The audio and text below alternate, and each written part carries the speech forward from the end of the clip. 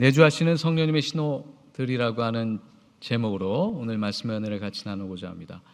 매년 한 해가 끝나면 여러 기관에서 그 해에 중요한 사건들을 요약해서 몇 가지 단어로 표현하기는 하죠. 작년에 2024년도를 마감하고 전 세계에 일어났던 사건들, 인간 현상들을 정리해서 몇 가지 요약 단어를 옥스퍼드 대학에서 냈습니다. 그 중에 생소한 단어 하나가 등장했었는데 그 단어가 brain rot이라고 하는 표현입니다. brain rot. 이게 뭐냐면 현대인들이 숏폼들 아시죠? 여러 가지 SNS들을 보면서 rot이라고 하는 표현은 뭐냐? 뇌가 썩는다는 의미입니다. brain rot. 소비하고 싶은 아주 짧은 시간에 도파민을 통해서 행복감을 누리고 싶어하는 현대인들에게 나타나는 정신적 현상인데요. 디지털 시대에 비판적인 사고가 줄어들고 집중력을 갉아먹는 전신 상태라고 이렇게 소개를 하고 있습니다. 아니나 다를까 제가 이 부분에 흥미가 있어서 여러 가지 자료들을 좀 봤습니다. 인간의 뇌를 설명하는 데 있어서 요즘 가장 중요한 개념 중에 하나가 뉴로플라스티시티라고 하는 표현입니다. 신경 가소성이죠. 우리가 뇌가 한번 형성이 되면 죽는 날까지 변하지 않는다라고 믿었던 세계가 있습니다. 80년대까지 그랬습니다. 근데 현재 오늘날에는 죽는 순간까지 뇌는 변한다라고 하는 과학적 증거들이 도출되고 있습니다. 외부 자극에 역동적으로 인터랙션, 상호작용을 하면서 뇌는 끊임없이 변화된다는 것이죠. 근데 이 숏폼, SNS, 아주 도파민이라고 하는 표현도 잘 아시겠지만 그것들에 쉽게 노출이 되면서 일상을 보내는 사람들은 이 뇌가 변하지 못하고 고착된다. 특별히 쾌락 중심으로 뇌가 고착된다라는 과학적 증거들을 내고 있습니다. 그러다 보니까 사람들의 세계가 지금 여기에 내가 뭘 생각하고 경험하고 있는지에 대한 관심은 줄어들고 정신세계가 딴 데가 있다는 거죠. 잘 아시겠지만 우리도 많이 경험하고 있지 않습니까? 핸드폰에 손을 들고 있는 순간 우리는 지금 여기에 일어나고 있는 현상들, 내가 무엇을 생각하고 경험하는지에 대해서 그것을 감지하기보다는 딴 세계에 가 있는 것 같은 삶을 순간들을 보내게 됩니다. 이렇게 쾌락 중심의 일상을 보내다 보니까 인간을 인간 되게 하는 뇌 영역이 어디죠? 전두엽입니다. 이 부분의 기능이 약화가 돼서 생각하는 힘, 사유하는 힘, 판단 능력이 줄어들고 있는 것. 이게 현대인들의 특징이죠. 그래서 되게 급한 결정, 급한 반응들에 익숙해지다 보니까 심사숙고하는 능력, 판단 능력, 그런 능력들이 줄어들고 있다고 비판하고 있죠. 그렇습니다. 우리는 과학기술이 엄청나게 발전되어 있어서 AI와 이제는 동행해야 되는 운명 가운데 처해져 있습니다. 효율성과 일의 능률과 또한 정보를 축적하고 분석하는 능력은 엄청나게 지금 발전하고 있죠. 기말고사를 앞두고 있는, 작성하고 있는 여러 학우들도 잘 알고 있는 현상이라고 생각합니다. 어떻게 하면 이걸 효율적으로 글을 써볼까? 챗GPT를 어떻게 활용해서 마치 카피하지 않은 것처럼 이 페이퍼를 써볼까? 라는 것이 고민이 되는 시대가 되고 있습니다. 그러다 보니까 창의력이 떨어지는 것이죠. 생각하는 능력이 없다 보니까 나의 인간의 고유한 사고력, 생각의 힘을 발현시킬 수 있는 기회를 놓치고 있습니다. 더더군다나 사회적 존재인 인간에게 가장 큰 문제 중에 하나는 공감 능력이 떨어지고 있다는 사실입니다. 타인이 어떠한 생각과 어떠한 고통을 경험하면서 세상과 사회를 구성하고 있는지, 구성되고 있는지 거기에 대해서 상상하거나 이해하려고 하는 능력, 이 공감 능력이 저해되고 있다는 사실. 기독교 교양 과목을 가르치고 있는 제 입장에 있어서는 가장 큰 문제 중에 하나입니다. 왜 그러느냐? 교양은 한 존재가 또 다른 존재의 고통을 공감하는 능력에서 비롯되기 때문입니다. 여러분 교양인이시죠? 기독교 교양인이시죠? 그렇다면 타인이 또한 이 세상 가운데, 이 사회 가운데에서 나타나고 있는 긴장과 갈등뿐만 아니라 그 내부와 배후 가운데 경험되고 있는 인간의 고통을 우리가 이해하고 있느냐, 공감하고 있느냐, 그것이 우리의 정체성, 우리의 삶의 퀄리티, 또한 기독교 신앙인으로서의 교양 수준을 보여줄 수 있는 바로미터라는 겁니다. 어떻게 생각하십니까? 우리는 교양인을 넘어서 참된 사람으로서 부름받은 기독교인들입니다. 그것이 구원받은 사람이 나 자신을 이해하는 방법입니다. 나는 하나님의 형상으로서 참된 인간으로서 보다 더 발전된 형태로 성장하고 있습니까? 아니면 어제와 같습니까? 작년과 동일합니까? 10년 전과 나의 기도는 변하지 않았습니까? 성령 강림 주간을 맞이하며 우리는 성령님이 주시는 은사와 은혜, 그 축복을 다시 한번 되새겨 보게 됩니다. 성령의 시대라고 합니다. 기독교 신학은 삼위일체 하나님을 중심으로 해서 각자 하나님께서 주연하신 시대가 있다고 얘기하죠. 성부 하나님의 시대가 있었습니다. 구약의 시대를 의미하죠. 성자 하나님의 시대가 있습니다. 예수 그리스도께서 성육신하셔서 우리 가운데 함께 하셨던 시대죠. 그리고 예수님 승천 이후에 약속하셨던 성령님께서 오셔서 지금 우리는 성령의 시대에 살고 있습니다. 성령님과 동행하는 것, 그리하여 살아있으면서 하나님의 나라에 참여하고 성령님께서 주시는 은사를 통하여서 이 땅 가운데 하나님의 일을 수행하는 것, 그것이 그리스도인의 사명이고 소명입니다. 성령님은 어떤 분이신가요? 첫 번째, 성령님은 임마누엘의 하나님이십니다. 내가 너와 함께 하리라 라고 하는 그 약속을 성취하시는 분이 성령 하나님이십니다. 근데 내가 너희와 함께 하겠다라고 하는 이 표현이 너무 어색합니다. 그래서 어원적으로는 많이 분석해 봅니다. 영어로 보면 I will be among you라고 하는 표현으로 번역이 되어 있습니다. among you가 뭡니까? 당신과 나 사이의 그 공간입니다. 그 텅 빈 공간 안에 하나님이 계시겠다라고 약속하셨습니다. 그 텅 빈 공간은 단지 텅 비어있는 것이 아니라 성령님의 은사로 채워질 수 있는 공간입니다. 관계입니다. 사회입니다. 공동체입니다. 가족입니다. 우리 사람과 사람 사이에 일어나고 있는 모든 현상들이 하나님 현상으로, 성령님의 현상으로 우리는 경험하고 고백할 수 있는 것입니다. 그것이 임마누엘의 하나님입니다. 따라서 우리는 단지 내 삶의 주도권이 하나님께 있다라고 고백하는 것뿐만 아니라 사회 지도자로서, 리더십으로서 우리의 가족과 우리 사회와 공동체와 교회 안에, 사람들 사이에, 소셜 액티비티 안에 성령 하나님이 임재하시기를 간구해야 합니다. 때에 따라서는 그것은 정의의 문제입니다. 때에 따라서는 그것은 자연 생태계의 문제입니다. 따라서 우리 영혼은 구원받았다고 한다면 그것은 개인적인 사건이 아니라 공동체적 사건입니다. 왜요? 하나님은 우리 가운데, 우리 사회 안에, 우리 공동체 안에 임재하시기 때문입니다. 그것이 성령의 시대입니다. 또한 성령님은 하나님의 창조 질서, 그 놀랍고 신비한 질서를 우리 가운데 떠올려 주십니다. 어떻게 이 땅은 창조하셨고 어떤 마음으로 하나님은 우리를 만들어 내셨으며 구원을 주시고 계신가, 그것을 떠올리도록 안내해 주십니다. 이 자연 생태계가 무너져가고 있는 이 시대에 성령 하나님은 우리에게 아주 강력하게 요청하고 계십니다. 생태계를 돌보고 있느냐? 자연 생태계의 청지기로서 사명을 다하고 있느냐? 라고 하는 질문을 끊임없이 던져주시는 것이 성령님이십니다. 또한 성령 하나님은 예수 그리스도의 가르침과 그의 삶을 떠올려 주십니다.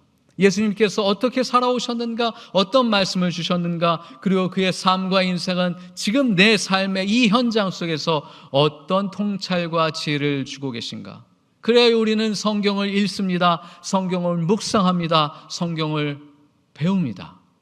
그래야 우리는 성령 하나님께서 지금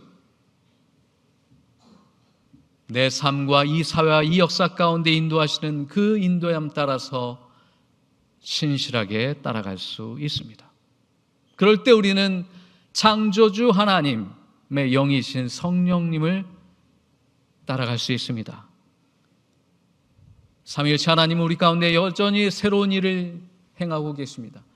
창조 그 역사는 과거의 일이 아니라 오늘 우리에게 약속된 은사입니다. 성령 하나님 우리에게 새로운 일을 계획하고 계십니다. 실행하고 계십니다. 우리의 마음 가운데 불러내십니다. 내 안에 새로운 일을 행하겠다. 여러분 반응하고 계십니까? 듣고 계십니까? 마음을 열어야 합니다. 영혼이 열려야 합니다. 오늘 말씀은 그 마음과 영혼이 살짝 열려있는 한 지식인이 밤에 예수님을 찾아온 이야기입니다. 니고데모는 바리새인이며 성경학자입니다. 유대 지식인입니다. 하나님의 뜻에 진리에 따라서 살고자 하는 거룩한 갈급함이 있었습니다. 예수님의 소식이 들렸습니다. 그의 말씀과 그의 행하시는 것이 자신이 기대하고 소망하였던 메시아와 크게 다르지 않다는 것을 깨닫습니다. 그러나 그는 한계가 있었습니다. 타인의 시선을 인정하지 않을 수가 없었습니다. 그래서 남들 모르게 예수님을 찾아갑니다. 그 밤에, 불도 켜있지 않은 그 밤에 몰래 예수님께 찾아가 묻습니다. 예수님, 당신이 행하시는 일을 보면 하나님 아니고서는 일어날 수 없습니다. 예수님께서 니고데모에게 진정으로 이 표현을 2번이나 쓰시면서 사람이 어떻게 다시 태어날 수 있는지, 어떻게 살아야 하는지에 대해서 말씀해 주고 계십니다. 3절을 보시면 내가 진정으로 너에게 말한다. 누구든지 다시 나지 않으면 하나님 나라를 볼 수 없다. 여러분 하나님 나라를 보고 계십니까? 하나님 나라는 우리 가운데 있습니까? 보입니까? 같은 궁금증과 의구심으로 니고데모도 묻습니다. 아니, 사람이 어떻게 다시 태어날 수 있습니까? 이미 태어나 있는데. 근데 니고데모의 질문은 정말 다행스럽습니다. 왜요? 우리가 인간이 질문해야 되는 가장 본질적이고 궁극적인 질문을 하고 있기 때문에 그렇습니다. 그렇지 않았다면, 세속적인 권력과 대중성을 의지했다면 니고데모는 이렇게 질문했겠죠. 아니, 예수님 어떻게 그렇게 사람에게 매력적으로 보일 수 있습니까? 어떻게 순간적으로 사람들의 마음을 끌어낼 수 있습니까? 수많은 사람들의 매력을 잡아먹을 수 있는 방법은 무엇입니까? 라고 물을지 모르겠습니다. 그러나 니고데모는 본질을 알았습니다. 어떻게 사람은 변할 수 있습니까?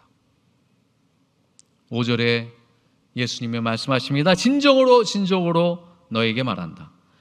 누구든지 물과 성령으로 나지 않으면 하나님의 나라에 들어갈 수 없다. 육에서 난 것은 육이요 영에서 난 것은 영이다. 여러분 하나님의 나라를 보고 계십니까? 이제는 하나님의 나라에 들어가셨습니까? 이게 예수님께서 우리에게 안내해 주시는 오늘의 음성입니다. C.S. 루이스라고 20세기 최고의 기독교 지성이라고 하는 영국 신학자이면서 목회자를 아실 겁니다.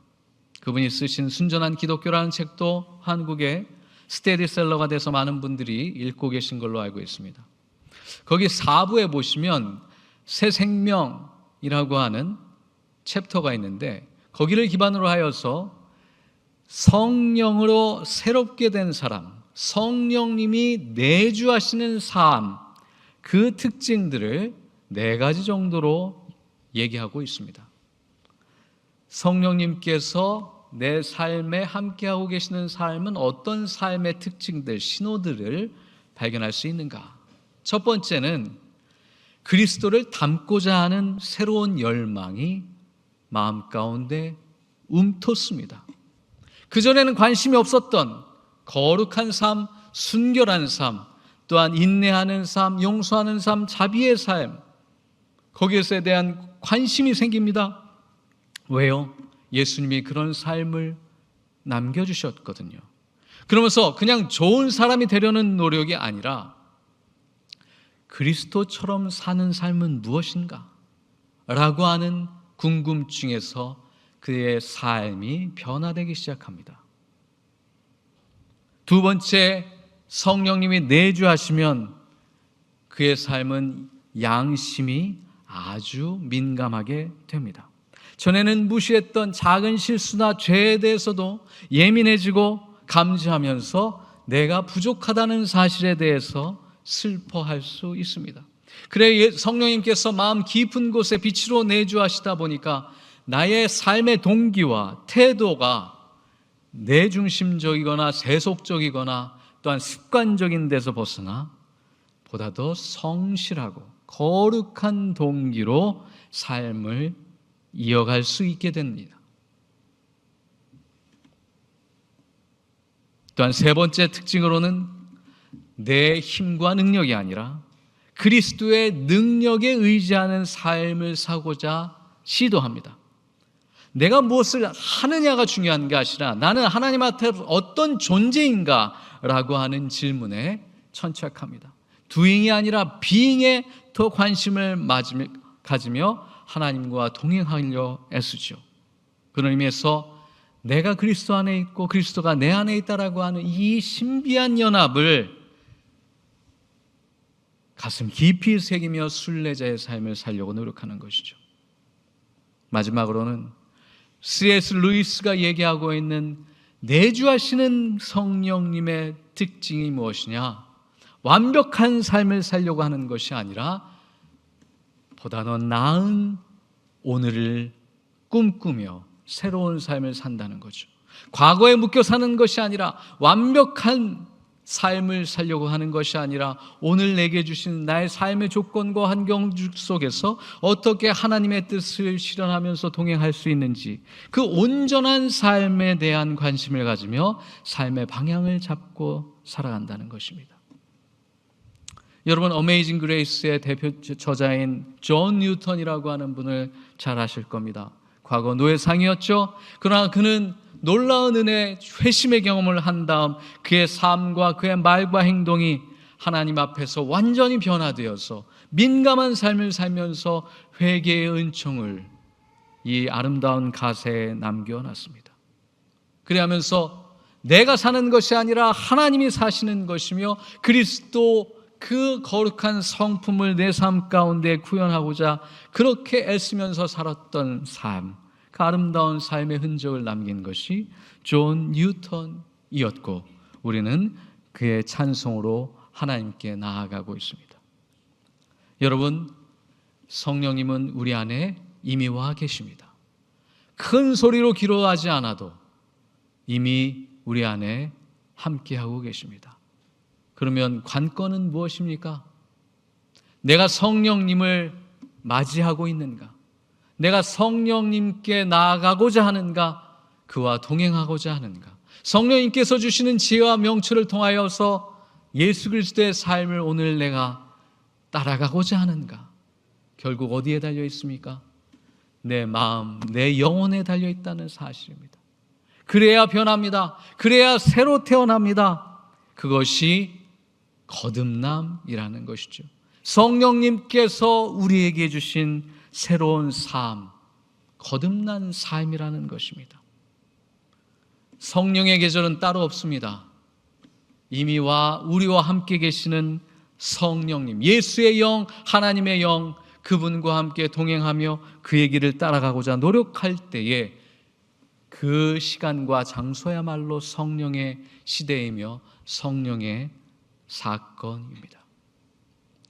니고데모가 이날 밤 예수님을 만난 이후에 어떠한 삶을 살았습니까?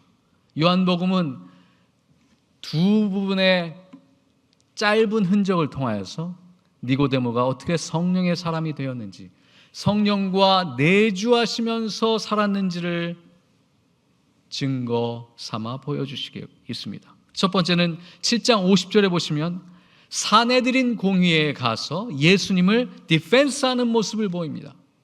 이전에는 의심하면서 저를 지적하고 범죄자로 비판했다 하거나, 혹은 사내들인 공회가 예수 그리스도를 범죄자로 몰려고 할 때 니고데모는 예수님을 변호하는 모습을 보입니다. 더 결정적인 데에서는 요한복음 19장 39절에서 42절을 보시면 예수님의 시체를 수습하는 인물이 누굽니까? 니고데모였습니다.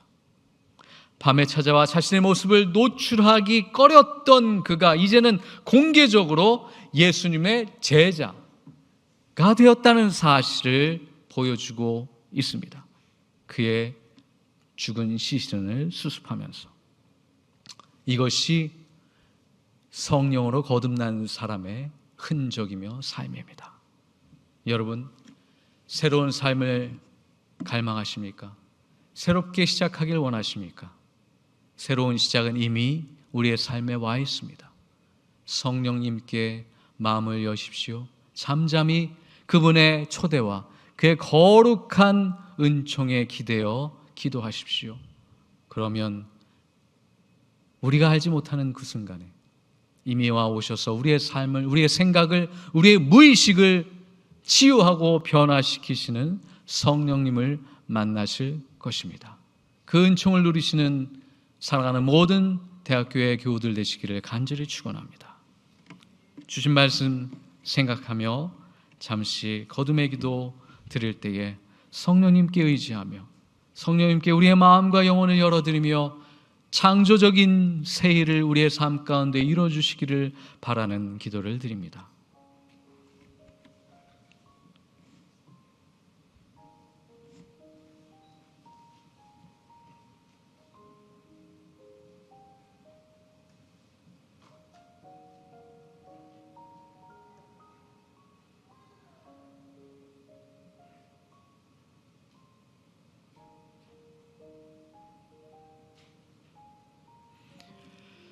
창조주 하나님, 우리에게 성령을 주시어서 성령을 통하여서 새로운 삶을, 구원받은 삶을 살게 하시니 감사를 드립니다. 새 일을 행하시옵소서. 우리의 마음과 영혼을 열 때에 오셔서 당신의 놀라운 생명으로 우리의 삶을, 우리의 관계를, 우리의 자녀들을, 우리의 가족을, 우리의 교회와 우리의 공동체를, 우리의 기관과 이 사회를 새롭게 하여 주시옵소서. 예수님의 이름으로 기도드리옵나이다. 아멘.